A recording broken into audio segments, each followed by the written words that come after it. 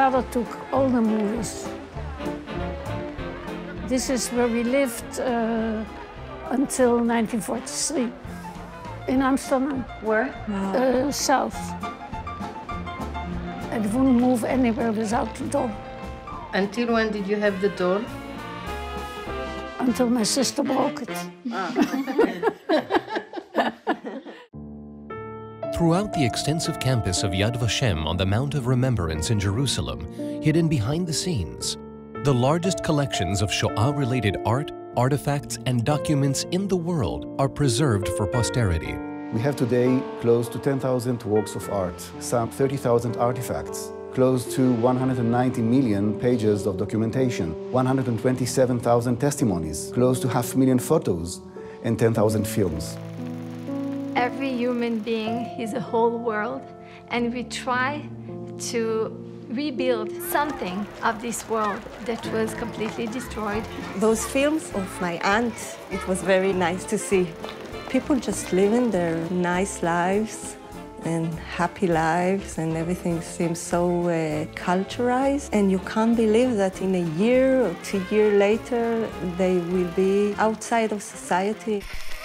Among all the materials that the family entrusted to Yad Vashem for safekeeping, a rare vinyl record was found. We tried to listen it, but it was so bad and she sounded like screaming.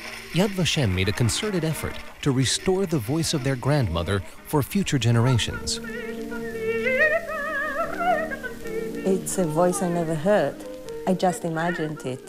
Now, when the voice is so clear, first of all, I said, "Woo, she was really a good opera singer." The grandmother, Erna Weiss-Falk, was a famous opera singer on the stages of Cologne.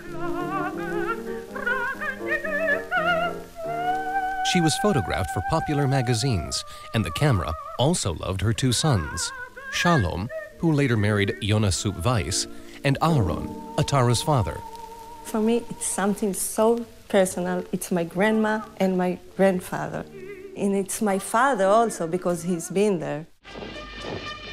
But back in Germany, Erna's time of glory was abruptly cut off, as seen in her stage calendar, which the family entrusted to Yad Vashem. Erna's last professional performance on the stages of Germany was in May 1933. The family was then forced to escape to the Netherlands. Her next musical performance was under extremely harsh conditions in the Westerbork transit camp, where her family was deported. Erna's husband, Joseph Weiss, documents all of this in a letter, another piece of testimony entrusted to Yad Vashem. "We had an orchestra in Westerbork," he wrote, "and Erna performed songs of Schubert and Schumann. Often, people who performed one evening were deported the very next day." The first words of the letter, my grandfather wrote that he will try to tell everyone that's still alive what happened to his family during the war. Tragically, the family story had a heartbreaking ending. In 1945, after surviving the torment of Bergen-Belsen, Erna was sent on the lost train to an unknown fate.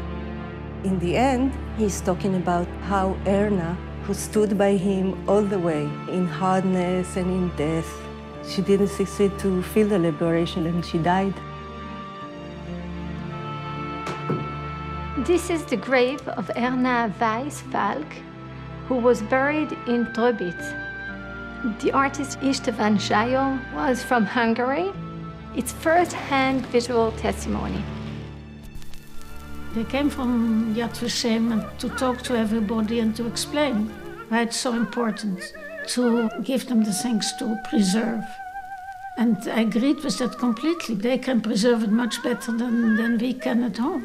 We continue to receive artworks from all over the world. We really need a new place. It is our moral duty for the victims and for humanity to safeguard the Yad Vashem collections for posterity.